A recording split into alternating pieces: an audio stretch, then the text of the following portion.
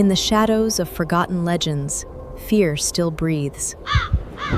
Welcome to Peculiar Bong.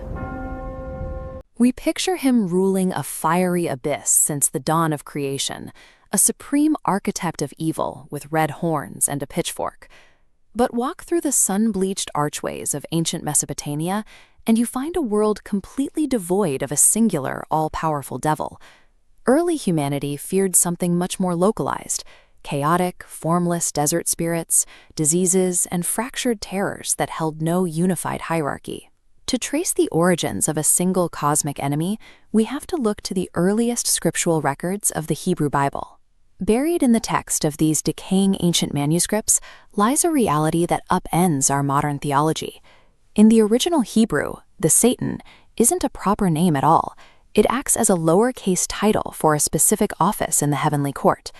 This figure appears as a loyal member of the divine staff, a celestial auditor whose primary function was to test the hearts of the faithful. So, how exactly does a loyal servant of the court mutate into humanity's most terrifying supreme enemy?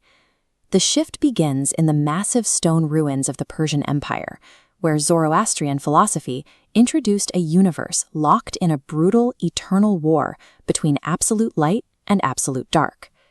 This binary worldview bled across borders, reshaping how neighboring cultures understood the very nature of human suffering.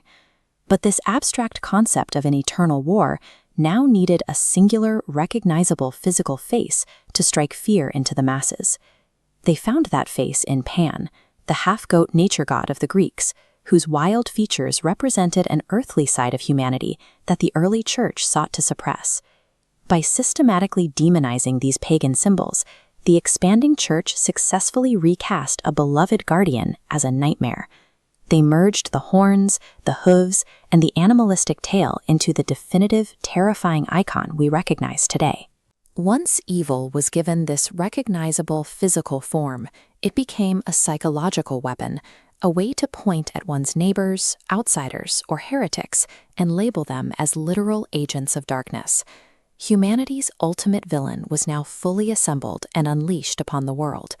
This composite nightmare soon spread across medieval society, carved into the very architecture of power to loom over the populace. It created an overwhelming institutional weight, a projected fear of an ultimate enemy that mirrored a deeper universal pattern. We see it in the Rakshasas, the Oni of the East, and the construction of the West, the recurring human instinct to give the darkness a face, which leaves a chilling paradox.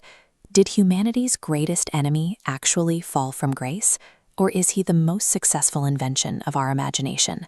Subscribe and watch the full documentary, The Evolution of Satan, How Different Cultures Created the Devil, to uncover who really forged the Prince of Darkness and why.